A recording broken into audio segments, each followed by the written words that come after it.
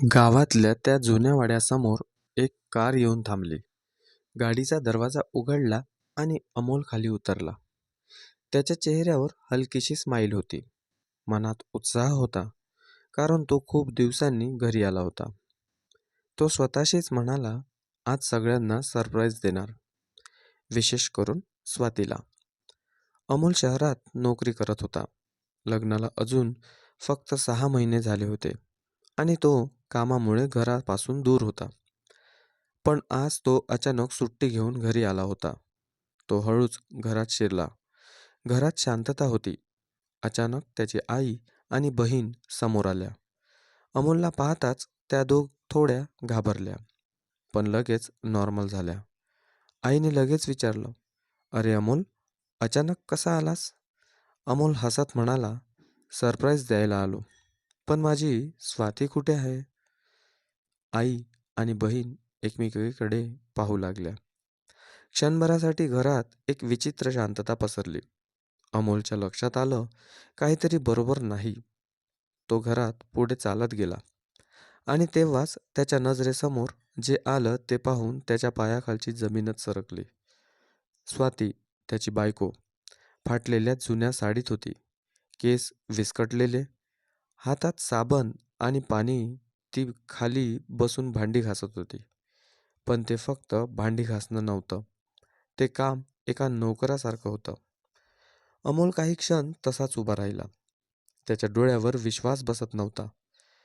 ही तीच स्वाती होती का, जी त्याच्या लग्नात लाल साडीत सुंदर दिसत होती, जिला तो डोळ्यात जपून ठेवत होता? तो हळूहळू तिच्या जवळ गेला. स्वाती, त्याचा आवाज थरथरत होता. स्वातीने वर पाहिलं. अमोलला पाहताच तिच्या डोळ्यात एकदम भीती उमटली. ती काही बोलली नाही, फक्त घाबरून खाली मान घातली. अमोलला हे पाहून आणखी धक्का बसला. तो जोरात म्हणाला, "हे काय चाललं इथे?" आई लगेच मध्ये आली. ती म्हणाली, "अरे काही नाही, घरचं काम करते आहे." अमोलचा राग आता वाढत होता. घरचं काम? असं घरचं काम असतं का? त्याचा आवाज आता कडक झाला होता. स्वाती काही बोलत नव्हती. तिच्या डोळ्यात पाणी होतं, पण ती आवाज काढत नव्हती. अमोलने तिचा हात धरला. "तू मला सांग, हे सगळं काय आहे?" स्वाती थरथरत होती. तिने हळू आवाजात म्हटलं, "मी ठीक आहे." हे ऐकून अमोल आणखी संतापला. हे ठीक आहे? ज्याला सगळं समजत होतं, पण तो विश्वास ठेवायला तयार नव्हता. त्या दिवशी अमोलच्या मनात एक गोष्ट ठाम झाली. या घरात काहीतरी खूप मोठं चुकीचं चालत आहे आणि तो ते थांबवणार होता. काहीही झालं तरी, पण त्याला अजून माहीत नव्हतं स्वातीने इतके दिवस काय सहन केलं होतं आणि पुढे जे उघड होणार होतं ते त्याच्या आयुष्याला पूर्ण बदलून टाकणारं होतं. अमोलच्या डोक्यात विचारांचा भडका उडाला होता. त्याने स्वातीचा हात घट्ट पकडला होता. "तू मला खरं सांग, इथे काय चाललंय?" स्वातीचे हात थरथरत होते. ती काही बोलायचा प्रयत्न करत होती, पण शब्द बाहेर येत नव्हते.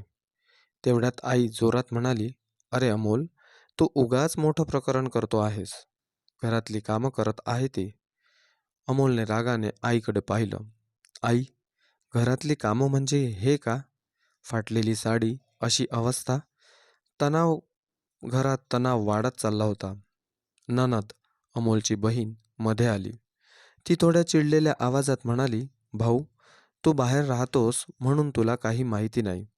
ही काहीच काम करत नाही. आम्हीच तिला शिकवतो आहोत." अमोलला तिचं बोलणं अजिबात पटलं नाही. तो शांतपणे स्वातीकडे वळला. "तू माझ्याकडे बघ आणि खरं सांग." स्वातीने हळूच त्याच्याकडे पाहिलं. तिच्या डोळ्यात भीती होती आणि वेदनासुद्धा, पण ती अजूनही गप्प होती.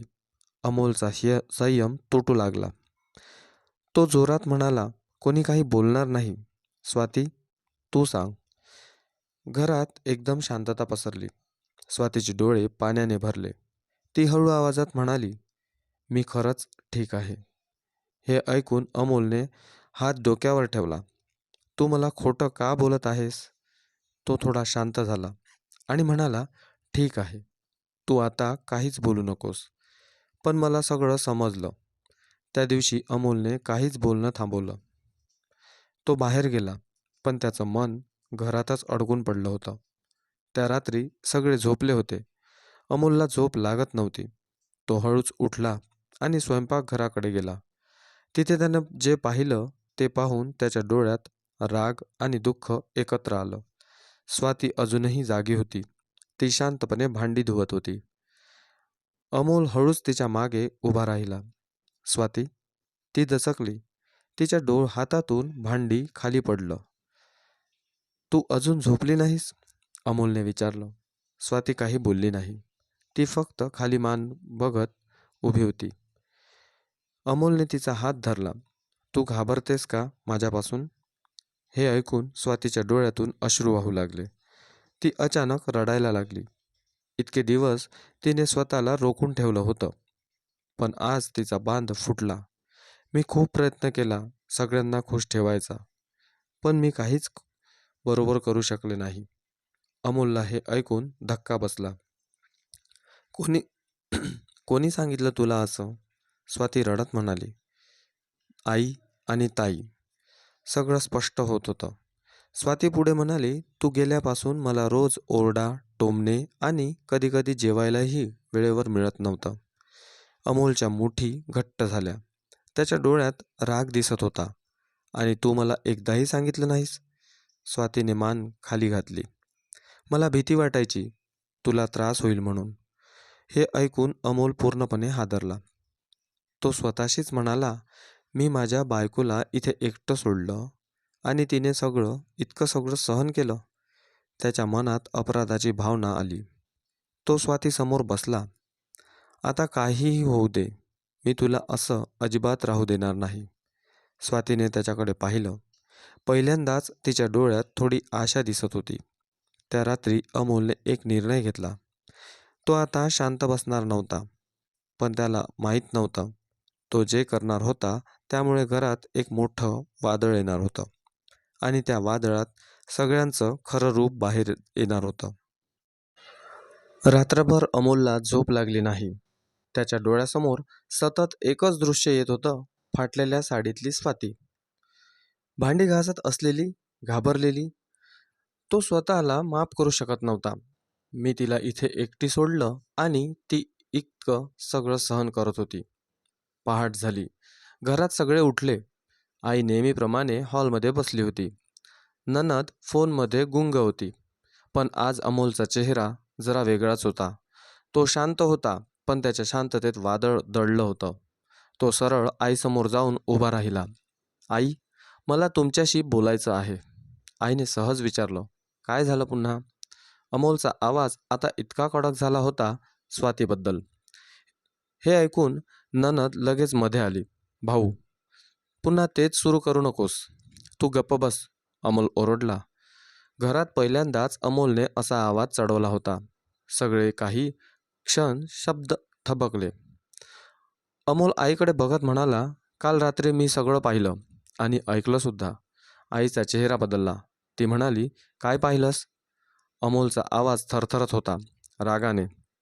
माझी बायको रात्री 12 वाजता भांडी घासत होती. तिला वेळेवर जेवण मिळत नाही. तिला रोज अपमान सहन करावा लागतो. घरात एकदम शांतता पसरली. ननद लगेच म्हणाली, ती खोटं बोलते भाऊ. तू तिच्यावर विश्वास ठेवतो आहेस? अमोलने तिच्याकडे रोखून पाहिलं. खोटं? तिच्या डोळ्यातली भीती खोटी होती का? ननद गप्प झाली. आईने स्वतःला सावरत म्हटलं, अमोल, आम्ही तिला फक्त शिकवत होतो घरातल्या नियमानुसार वागायला. अमोलने टेबलावर हात आपटला. हे शिकवण आहे की अत्याचार? आई घाबरली. तिने कधीच अमोलला इतक्या रागात पाहिलं नव्हतं. तेवढ्यात स्वाती बाहेर आली. तिचे डोळे अजूनही रडून सुजलेले होते. अमोल तिच्याकडे वळला. आज तू सगळ्यांसमोर सांग, तू काय सहन केलं आहेस? स्वाती थरथरत होती. ती काही बोलणार इतक्यात आई ओरडली.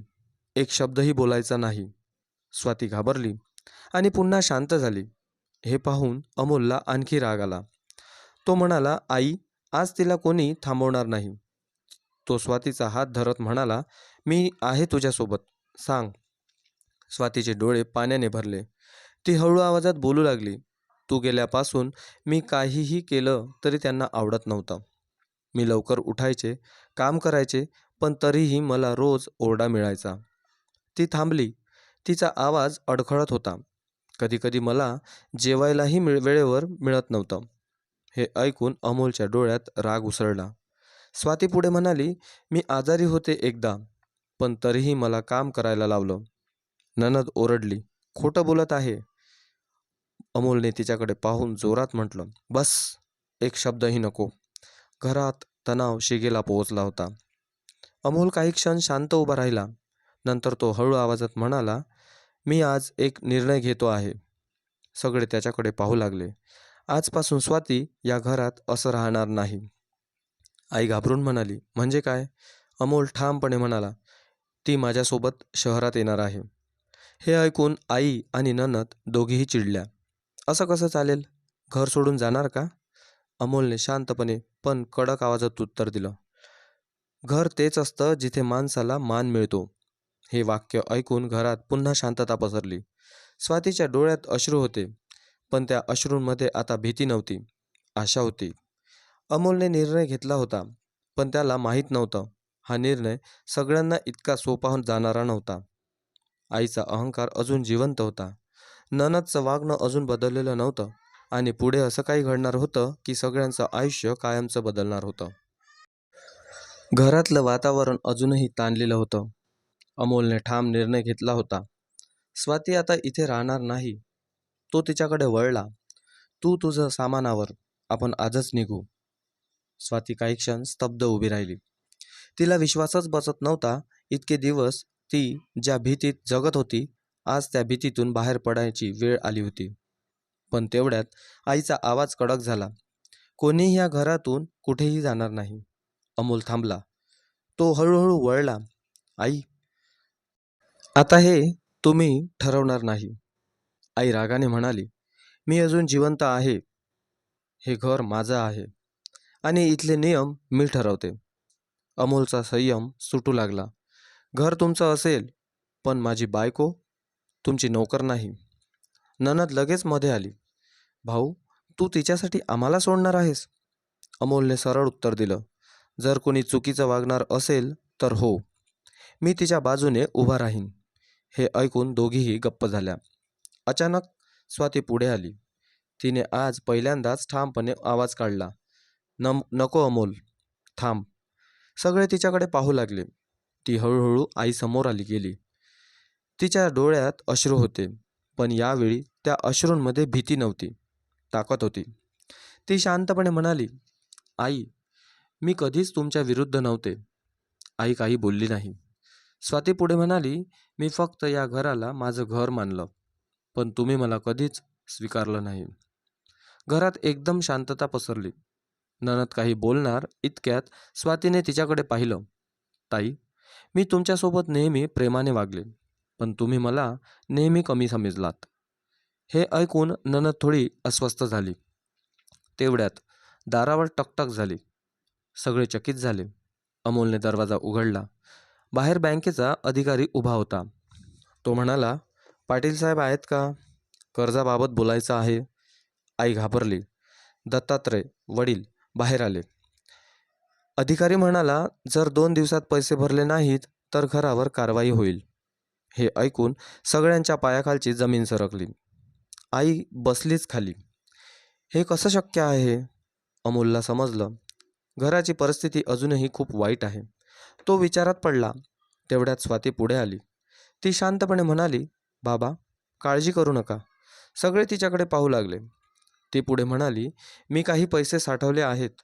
आई आश्चर्याने म्हणाली, काय? पैसे? स्वाती म्हणाली, हो. मी जे अचार पापड बनवत होते त्यातून मी थोडे पैसे साठवले. अमोल थक्क झाला. तू मला सांगितलं नाहीस? स्वाती हलकेच म्हणाली, मी सगळ्यांसाठी करत होते. मला वाटलं योग्य वेळ आली की सांगेल. ती आत गेली आणि एक छोटा डब्बा घेऊन आली. त्यात पैसे होते. जास्त नव्हते, पण पुरेसे होते कर्जाची सुरुवात भरायला. दत्तात्रयांच्या डोळ्यात पाणी आलं. ते म्हणाले, बाळ, तू हे सगळं आमच्यासाठी केलंस? स्वातीने शांतपणे मान हलवली. आईच्या डोळ्यात अश्रू आले. तिला आता सगळं समजलं होतं. जिला ती कमी समजत होती तीच आज घर वाचवत होती. आई हळूहळू स्वातीजवळ आली. तिचा आवाज थरथरत होता. मला माफ कर. मी तुला खूप त्रास दिला. स्वाती काही बोलली नाही. आईने तिचा हात पकडले. आज मला समजलं.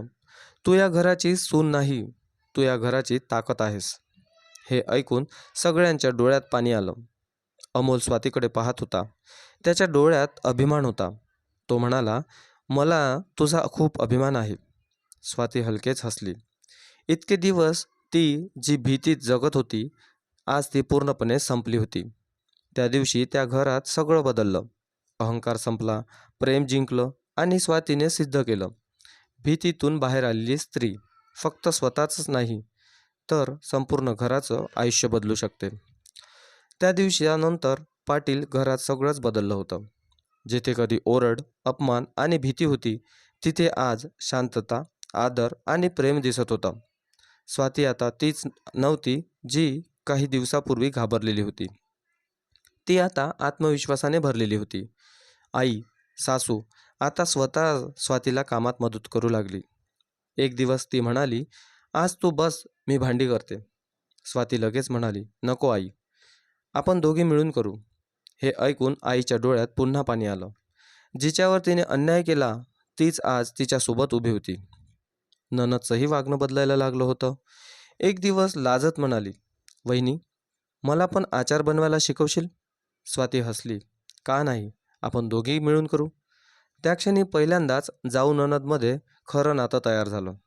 अमोलने स्वातीला एक दिवस विचारलं, आपण तुझं काम मोठं करूया का? स्वाती थोडी घाबरली. मी? मोठं काम? अमोल हसला. तू आधीच मोठं काम केलं आहेस. आता फक्त जगाला दाखवायचं आहे. ते दोघं शहरात गेले. तिथे त्यांनी एक छोटंसं दुकान घेतलं. नाव ठेवलं स्वाती गृह उत्पाद. हळूहळू व्यवसायाला वाढू लागला. लोकांना तिच्या हातचा स्वाद खूप आवडत होता. काही महिन्यातच स्वातीचे अचार, पापड आणि मसाले शहरात प्रसिद्ध झाले. एक मोठ्या दुकानातून ऑर्डर आली, मग दुसऱ्या, मग तिसऱ्या. आता ती फक्त घरापुरती मर्यादित नव्हती, ती एक ओळख बनत होती. एक दिवस शहरात एक मोठा कार्यक्रम होता. यशस्वी महिला उद्योजक सन्मान दिला जाणार होता आणि त्या यादीत नाव होतं स्वाती अमोल पाटील. स्टेजवर तिचं नाव घेतलं गेलं. ती हळूहळू स्टेजवर गेली. तिच्या डोळ्यासमोर सगळं आयुष्य फिरून गेलं. अपमान, भीती, संघर्ष आणि आजचा दिवस. तिने माईक हातात घेतला. ती म्हणाली, मी काही मोठं काम केलं नाही. मी फक्त भीतीतून बाहेर पडले आणि स्वतःवर विश्वास ठेवला. सगळ्या हॉलमध्ये टाळ्यांचा कडकडाट झाला. प्रोग्राम संपल्यावर पत्रकारांनी आईला विचारलं, आपको कैसा लग रहा है? आई अभिमानाने म्हणाली, वो मेरी बहू नहीं, मेरी बेटी है. आज मुझे उस पर बहुत गर्व है. हे ऐकून स्वातीच्या डोळ्यात पुन्हा अश्रू आले. अमोल आता फक्त नवरा नव्हता, तो स्वातीचा सर्वात मोठा सपोर्ट सिस्टम बनला होता. तो म्हणाला, तू जिंकलीस कारण तू कधीच हार मानली नाहीस. त्या घरात आता एक गोष्ट कायमची बदलली होती. स्त्रीला कमी समजणं बंद झालं होतं. स्वातीने सिद्ध केलं, भीतीतून बाहेर पडणं शक्य आहे. अपमान सहन करूनही उभं राहता येतं आणि एक स्त्री संपूर्ण घर बदलू शकते.